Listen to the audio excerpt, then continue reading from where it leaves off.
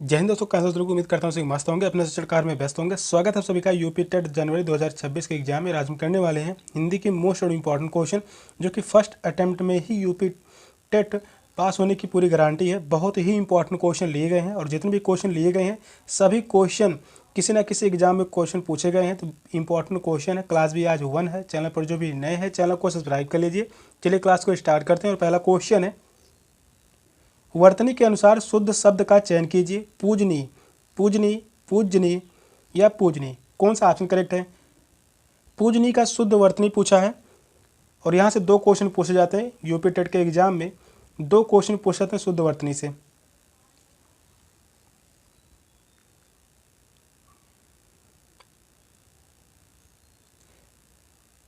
Second option correct होगा पूजनी। पूजनी इस प्रकार से लिखा जाता है, व्याकरण की दृष्टि से सेकंड ऑप्शन करेक्ट है। नेक्स्ट क्वेश्चन है, जिसका जन्म पहले हुआ हो इसके लिए एक शब्द जो उपयुक्त हो लिखिए। अनुज, द्विज, अग्रज, सर्वज्ञ, कौन सा ऑप्शन करेक्ट है? जिसका जन्म पहले हुआ हो उसके लिए एक शब्द क्या होगा?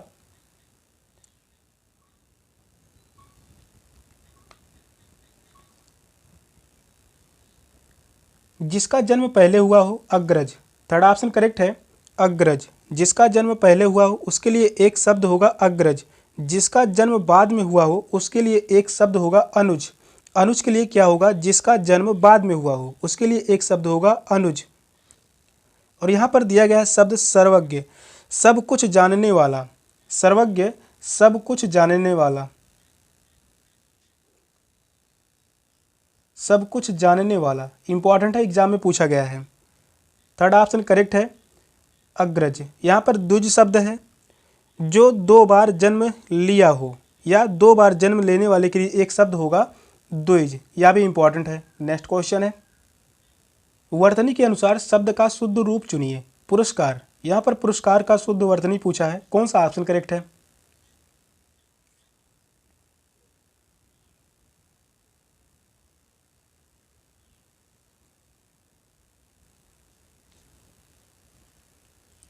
व्याकरण की दृष्टि से पुरस्कार इस प्रकार से लिखते हैं, पुरस्कार, यह है शुद्ध शब्द। फोर्थ ऑप्शन करेक्ट है। इस क्वेश्चन करेक्ट आंसर होगा ऑप्शन डी। नेक्स्ट क्वेश्चन है, सजावट शब्द का प्रत्यय बताइए। आवट, आवट या आहट टा, कौन सा ऑप्शन करेक्ट है?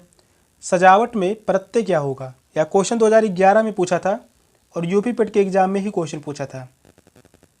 इंपॉर्टेंट क्वेश्चन है, सजावट शब्द का प्रत्यय बताइए। आवट, सेकंड ऑप्शन करेक्ट है आवट। नेक्स्ट क्वेश्चन है, लड़का पेड़ से गिरा, उपर्युक्त वाक्य का कारक बताइए। संप्रदान कारक, कर्म कारक, अपादान कारक, करण कारक, कौन सा ऑप्शन करेक्ट है? क्वेश्चन इंपॉर्टेंट है।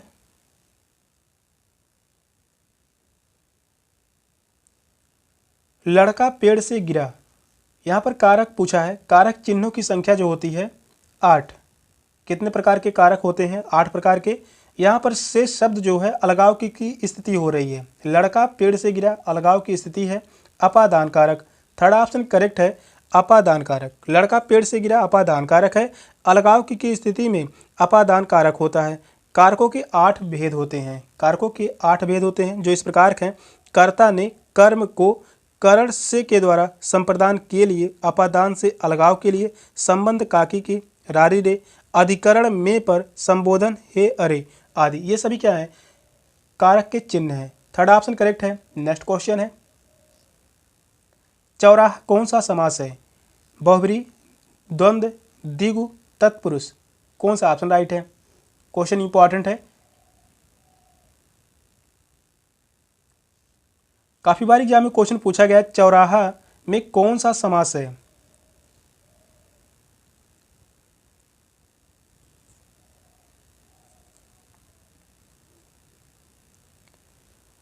चौराहा में द्विगु समास। प्रथम पद यहाँ पर संख्यावाची होता है। थर्ड ऑप्शन करेक्ट है द्विगु समास। चौराहा में द्विगु समास होता है। चौराहा का विग्रह है 4 राहों का समूह। जिस समास में पूर्व पद संख्यावाची हो उसे द्विगु समास कहते हैं। थर्ड ऑप्शन करेक्ट है। नेक्स्ट क्वेश्चन है, पुत्री का पर्यायवाची शब्द नहीं है, पूछा है नहीं है।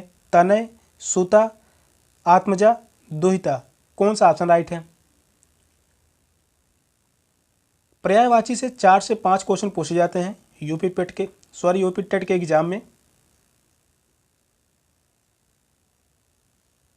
पुत्री का पर्यायवाची शब्द नहीं है,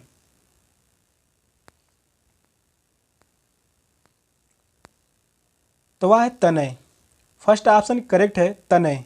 तनय शब्द जो है यह पुत्र का पर्यायवाची शब्द है, यह पुत्र का पर्यायवाची शब्द है।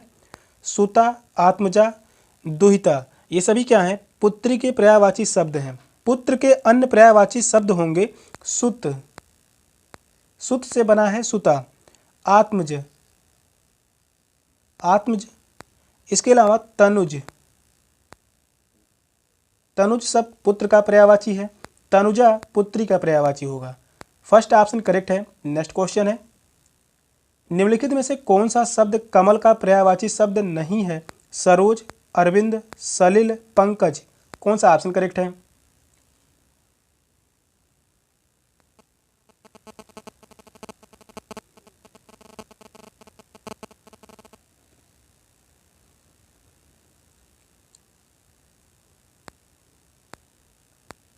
क्वेश्चन कह रहा है निम्नलिखित में से कौन सा शब्द कमल का पर्यायवाची शब्द नहीं है? वह है सलिल। थर्ड ऑप्शन करेक्ट है। सलिल शब्द या जल का पर्यायवाची शब्द है, यह जल का पर्यायवाची शब्द है। कमल का पर्यायवाची शब्द अरविंद, पंकज, जलज, सरोज, शतदल, अंबुज, नलिन, ताम्रस, ये सभी क्या हैं? कमल के पर्यायवाची शब्द हैं। जबकि सलिल जल का पर्यायवाची शब्द है और जल के अन्य पर्यायवाची शब्द होंगे नीर। नीर भी क्या है? जल का पर्यायवाची शब्द है। पानी, अम्बु, तोय, वारी, इंपॉर्टेंट है वारी, एग्जाम में पूछा जाता है, यह भी जल का ही पर्यायवाची है। थर्ड ऑप्शन करेक्ट है। नेक्स्ट क्वेश्चन है, जिसकी मति झट सोचने वाली हो के लिए एक शब्द होगा। कुशाग्र बुद्धि, प्रत्युत उन्नति बुद्धि, द्रुतगामी या दूरदर्शी, कौन सा ऑप्शन करेक्ट है?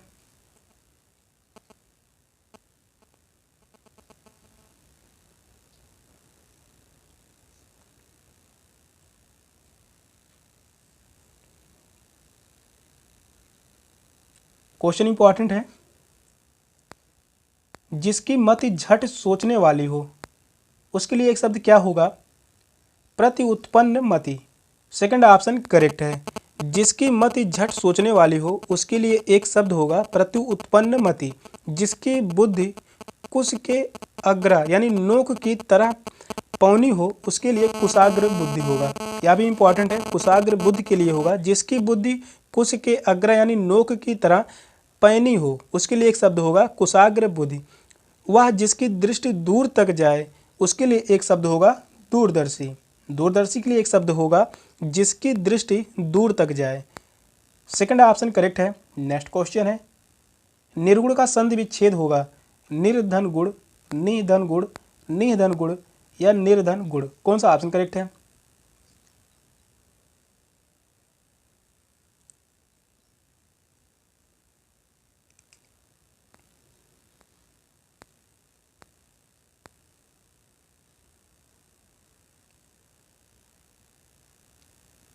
निर्गुण का संधि विच्छेद क्या होगा? निधन गुण। थर्ड ऑप्शन करेक्ट है। निधन गुण यह विसर्ग संधि का उदाहरण है, यह जो है विसर्ग संधि का उदाहरण है। थर्ड ऑप्शन करेक्ट है। नेक्स्ट क्वेश्चन है, निम्नलिखित शब्दों के दिए गए विकल्पों में तत्सम शब्द का चयन कीजिए। कलश, कलश या कल्स, कल्स, कौन सा ऑप्शन करेक्ट है? तत्सम शब्द पूछा है, इंपॉर्टेंट क्वेश्चन है।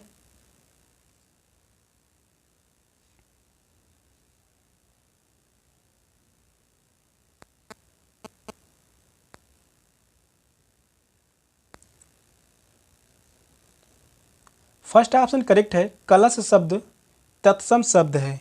कलश तत्सम शब्द का उदाहरण है। संस्कृत के वे शब्द जो बिना किसी परिवर्तन के हिंदी में प्रयुक्त होने लगे उसे हम तत्सम शब्द कहते हैं। फर्स्ट ऑप्शन करेक्ट है। नेक्स्ट क्वेश्चन है, निम्नलिखित वाक्यों में शुद्ध रूप चुनिए। हमारी सौभाग्यवती कन्या का विवाह होने जा रहा है। हमारी आयुष्मती कन्या का विवाह होने जा रहा है। थर्ड ऑप्शन कह रहा है हमारी सौभाग्य कन्या का विवाह होने जा रहा है। फोर्थ ऑप्शन है हमारी आयुष्मती कन्या की विवाह होने जा रहा है। शुद्ध रूप पूछा है, तो यहाँ पर 4 वाक्य दिए गए हैं, कौन सा ऑप्शन करेक्ट है?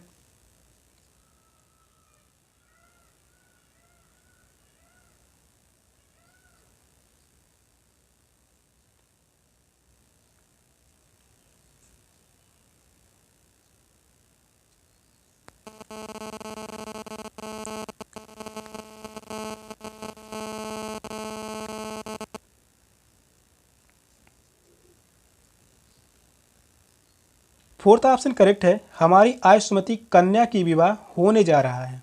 फोर्थ ऑप्शन करेक्ट है। यहाँ पर कोई फर्स्ट ऑप्शन में दिया गया है हमारी सौभाग्यवती कन्या। सौभाग्यवती उसे कहते हैं जो विवाहित स्त्री हो। तो यहाँ पर दोनों ऑप्शन गलत हैं, तीनों ही ऑप्शन गलत हैं। फोर्थ ऑप्शन करेक्ट है, हमारी आयुष्मती कन्या का विवाह होने जा रहा है, शुद्ध वाक्य है।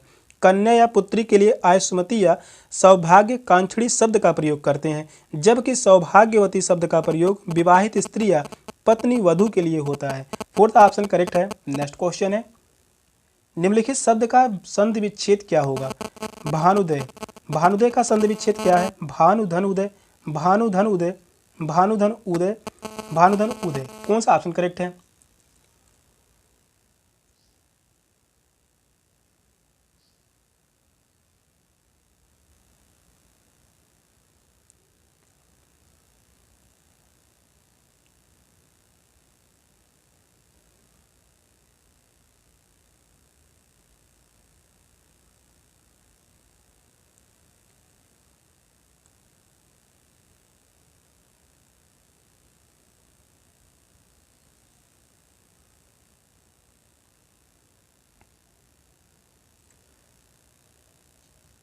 भानु उदय का संधि विच्छेद क्या होगा? भानुधन उदय। फर्स्ट ऑप्शन करेक्ट है, भानुधन उदय। यहाँ पर छोटा ऊ प्लस छोटा ऊ मिलकर बड़ा ऊ बन जाएगा। नियम कहता है यदि छोटा बड़ा छोटी बड़ी छोटा ऊ बड़ा ऊ और री के बाद कोई ह्रस्व स्वर या दीर्घ स्वर आए तो दोनों मिलकर बड़ा बड़ी बड़ा ऊ और री हो जाते हैं। फर्स्ट ऑप्शन करेक्ट है, भानुधन उदय। नेक्स्ट क्वेश्चन है, निम्नलिखित वाक्यों में शुद्ध रूप चुनिए। हमारे यहाँ तरुण नवयुवकों की शिक्षा का अच्छा प्रबंध है। हमारे यहाँ तरुण नवयुवकों की शिक्षा का अच्छा प्रबंध है। हमारे यहाँ नवयुवकों की शिक्षा की अच्छा प्रबंध है। और हमारे यहाँ नवयुवकों की शिक्षा का अच्छा प्रबंध है। कौन सा ऑप्शन करेक्ट है? क्वेश्चन को ध्यानपूर्वक पढ़िए और बताइए कौन सा ऑप्शन करेक्ट होगा।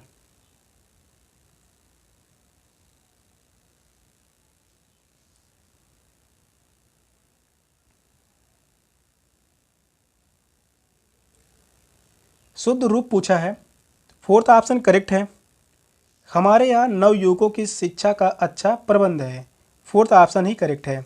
नेक्स्ट क्वेश्चन है, जो शब्द धन का पर्यायवाची नहीं है उसे चुनिए। द्रव्य, द्रव, संपदा, दौलत। कौन सा ऑप्शन करेक्ट है? क्वेश्चन कह रहा है धन का पर्यायवाची नहीं है। 2011 में क्वेश्चन पूछा गया है, इंपॉर्टेंट क्वेश्चन है।